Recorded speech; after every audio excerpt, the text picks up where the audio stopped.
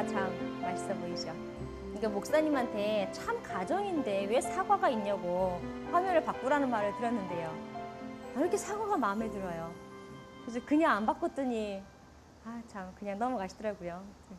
고집도 세다 이러면서 참 가정편에 사과가 있습니다.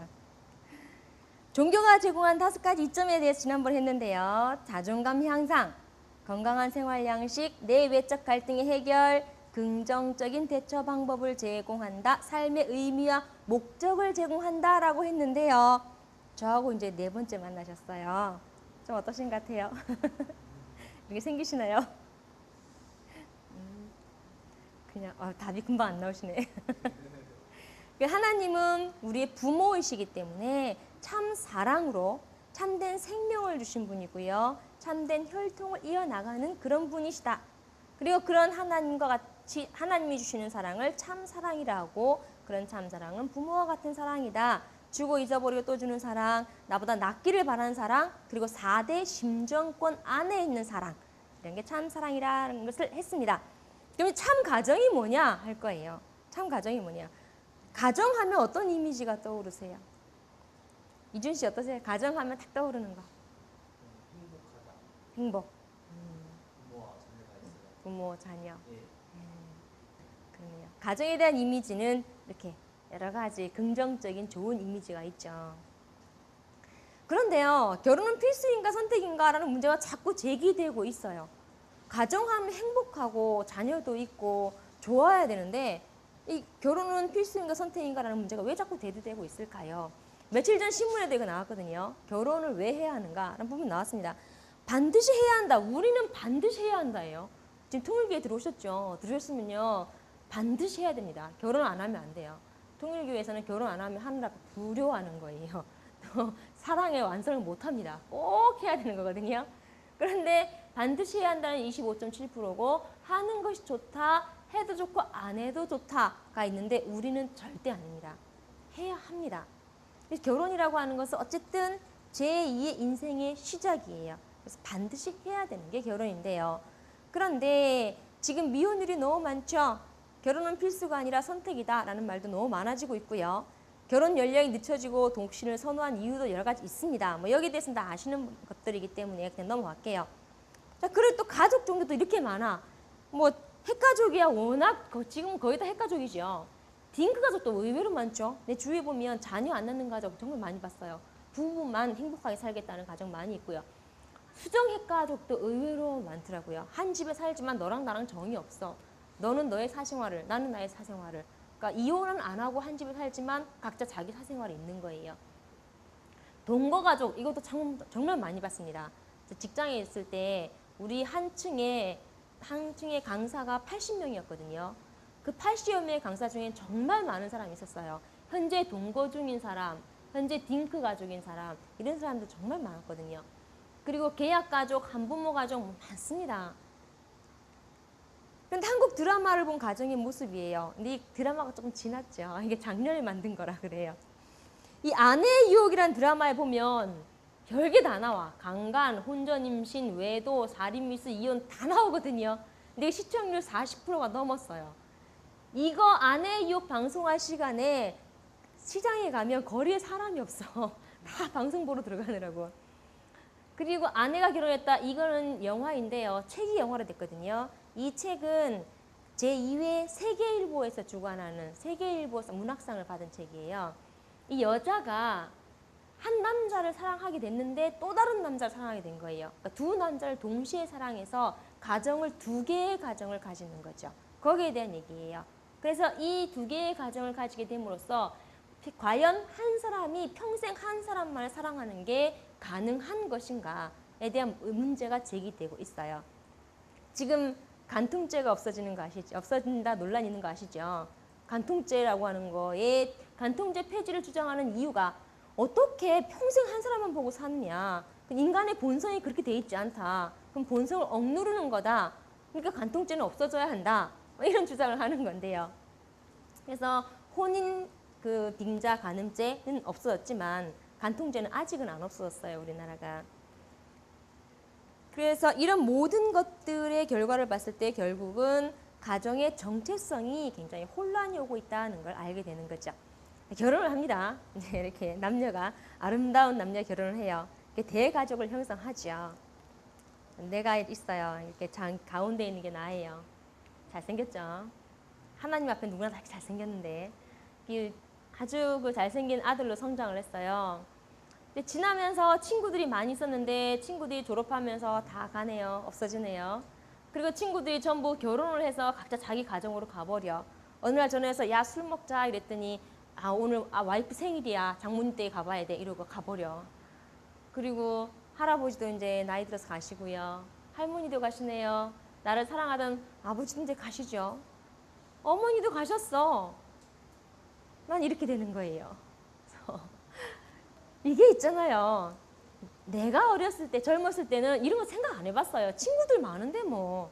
친구들하고 어울리면 되지. 굳이 가족이 필요 있나라고 생각했는데 내가 가족을 가져보고 나이 들어보니까 정말 그렇구나. 가정이라고 하는 것은 내 존재 가치를 있게 하는 곳이고 하는 걸 정말 많이 느낍니다. 나는 누군가의 아내로서의 가치가 있고요. 누군가의 엄마, 아빠로서의 가치가 있고 누군가의 딸로서의 가치가 있어요. 누군가의 부모로서의 내 가정으로서의 가치가 있어요. 그런데 가정이 하나도 없으면 내 가치를 증명할 곳이 하나도 없는 것이죠. 그래서 우주의 중심은 가정입니다. 가정에서는 상하, 좌우, 전후, 좌우가 다 있어요. 다 있는데 이준 씨, 가정의 상하는 어떤 관계일까요? 부모와 자식의 관계. 너무 잘하시네요. 좌우는요? 부부의 관계. 전후는요?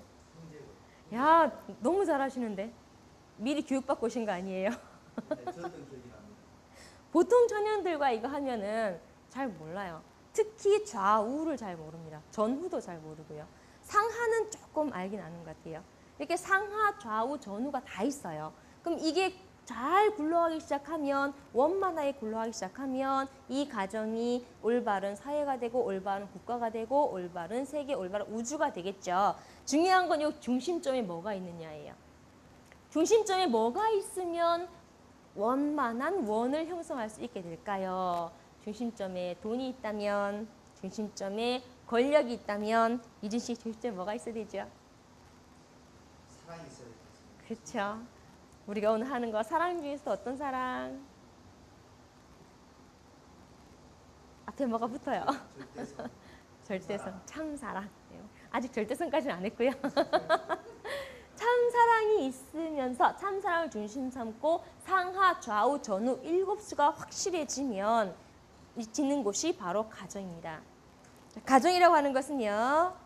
어머니 복중에서의 삶과 지상에서의 삶과 영계에서의 삶을 가는 과정 중에서 사랑의 목적을 완성하는 장소가 바로 가정이에요. 그럼 태중의 삶을 잠깐 볼게요. 제일 처음에 뭐가 가장 중요하다고 제가 말씀드렸던가요? 지난주에. 씨가 중요하다 했죠. 씨 아주 중요합니다. 정말 중요합니다. 그래서 결혼하실 거죠. 참 가정 교회에서 이루실 거예요. 우리 교회에서 담배 절대 금지입니다. 안 됩니다. 술 절대 안 됩니다. 술, 담배 완벽하게 안 돼요. 담배를 피우게 되면요. 담배의 니코틴이 정자를 만들어내는데 굉장히 해롭습니다. 그러니까 그 쥐에게 니코틴을 주사했더니 임신할 수 있는 가능성이 50%로 줄었어요. 정자가 제대로 된 정자가 만들어지지 못한다는 거죠. 니코틴이 굉장히 안 좋고요. 그리고 요즘 무정자 많이 생깁니다. 정자의 운동성이 약해지면서 정자가 안에 실제로 정자가 없는 거예요. 죽은 정자가 있는 거예요. 또는 기형의 정자가 있어요. 머리가 하나에 꼬리가 달려야 되는데 머리가 2개의 꼬리가 없는 이런 기형 정자가 많이 있고요. 그런 굉장히 안 좋은 것들이 많이 있어요. 그런 몸이 만들어지는 거예요. 몸에서 그런 정자가 계속 만들어지잖아요. 내가 담배를 계속 피우면 몸에 니코틴이 쌓여 있으면 그 쌓인 니코틴으로 인해서 정자가 건강하지 못한 정자를 자꾸 만들어내게 되는 것이죠. 술도 마찬가지입니다. 술도 실험했는데 3대까지 영향이 간다고 했거든요. 그 유전자가 그대로 내려갑니다. 아주 안 좋아요. 술, 담배 절대 금지입니다. 그리고 예전에 10몇 년 전이에요. 어떤 박사가 강의를 하는데 머리가 좋은 자녀를 낳는 법에 대해서 막 강의를 하는 거예요. 강의를 하면서 머리가 좋은 자녀를 낳으려면 어쨌든 정자가 건강해야 되죠. 정자가 건강하기 위해서는 건강한 정자로 가득 채워야 되는 거예요. 이 정자가, 이 수억 개의 정자가 그 길을 뚫고 난자와 만나서 수정하기까지 그 험난한 과정을 가기까지에는 정말 많은 정자들이 죽고 정말 강한 놈만 살아날 거 아니에요. 그럼 정말 강한 놈만 살아남으려면 진짜 강한 놈들만 있어야겠죠. 그 강한 정자를 만들려면 정자를 가득 채워야 된대. 자주 비우면 안 된대요. 그럼 그 정자가 가득 차는 데 걸리는 기간이 72일이라고 하더라고요. 그래서 그 사람이 72일간 남자는 금욕을 하는 게 좋다. 이렇게 얘기를 했어. 그 바람에 난리 났죠. 남자로 하여금 바람피란 얘기냐. 아니 어떻게 70일간 금욕을 하냐. 과학적으로 그건 증명 안 된 얘기다. 라고 그 사람이 많이 그 박사가 욕을 많이 먹더라고.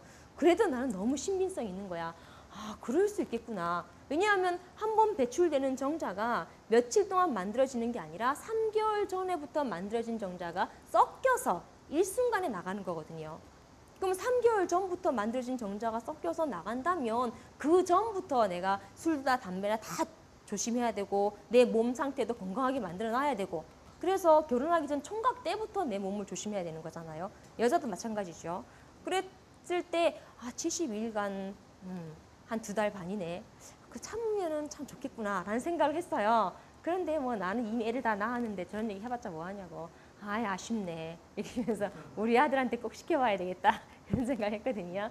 그런데 유대인들은 15일 정도 기간을 둔다고 합니다. 15일 정도 금욕 생활을 남자나 여자 다 같이 해서 한다고 해요. 그만큼 씨앗이 중요하다는 거고요. 그렇게 해서 건강한 씨가 되었어요. 뱃속에서 잘 자라. 10개월 동안 자랍니다. 그 자라는 동안에는 이제 엄마 역할이 크죠. 그 다음에 엄마 역할이에요. 아기가 뱃속에 있을 때 계속 꿈을 꾼다 하거든요. 근데 이 아기가 어떤 꿈을 꾸는가 하는 것이 미스테리야. 이거는 정말 신의 영역이에요. 알 수 없는 영역이죠.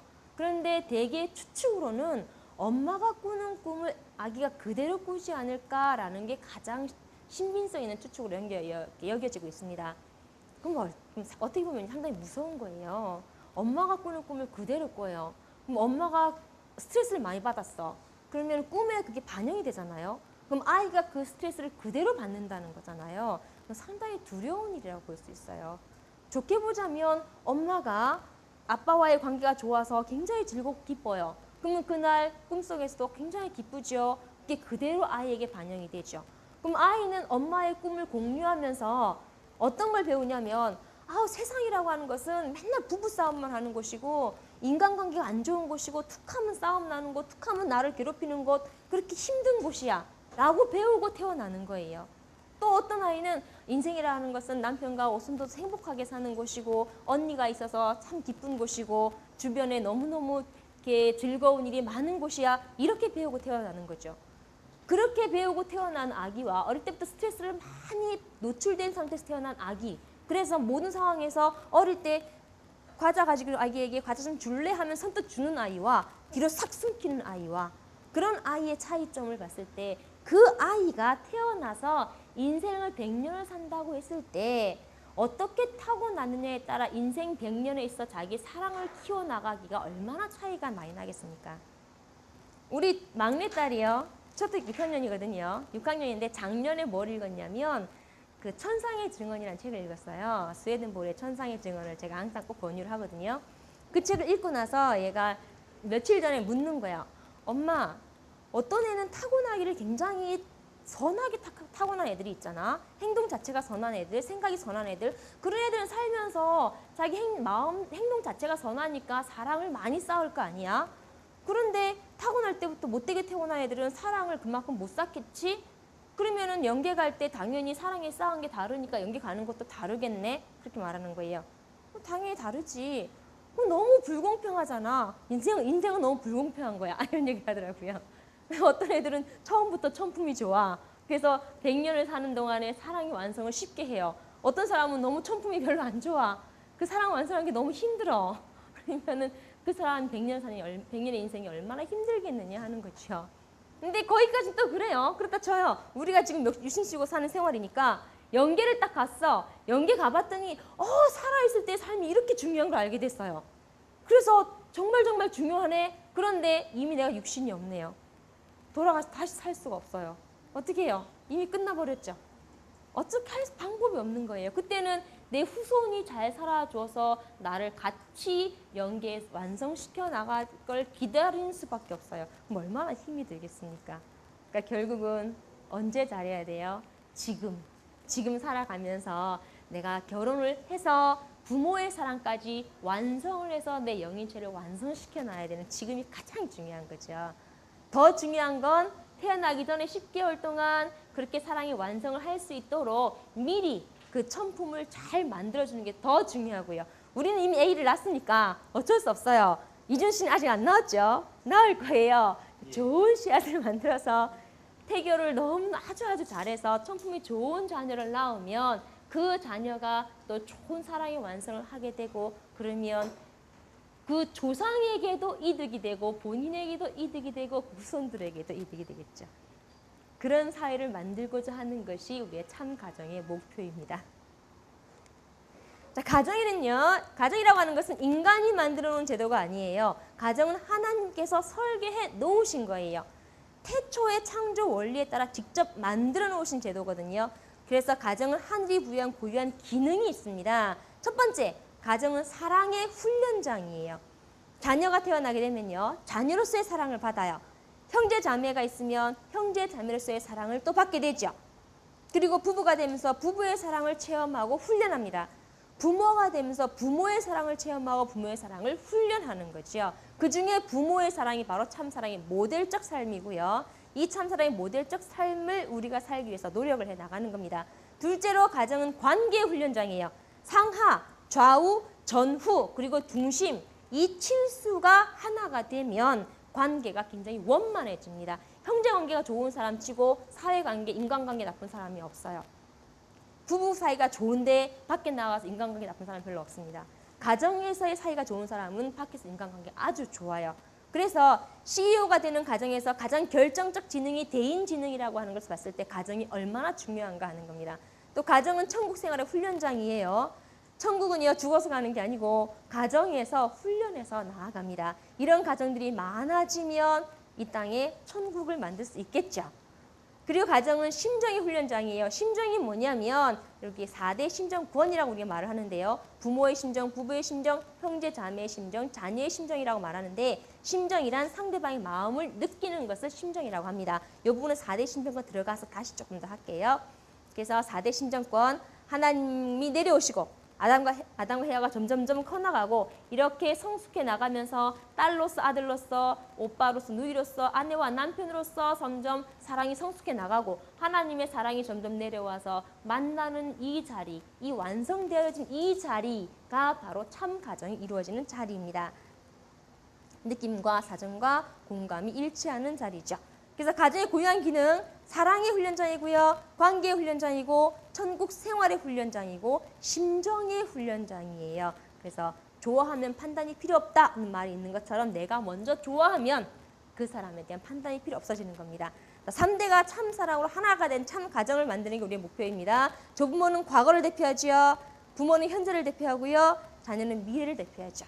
이렇게 부모와 자녀와 조부모까지 원 패밀리 언더 갓을 같이 만들어 나가도록 해요. 감사합니다.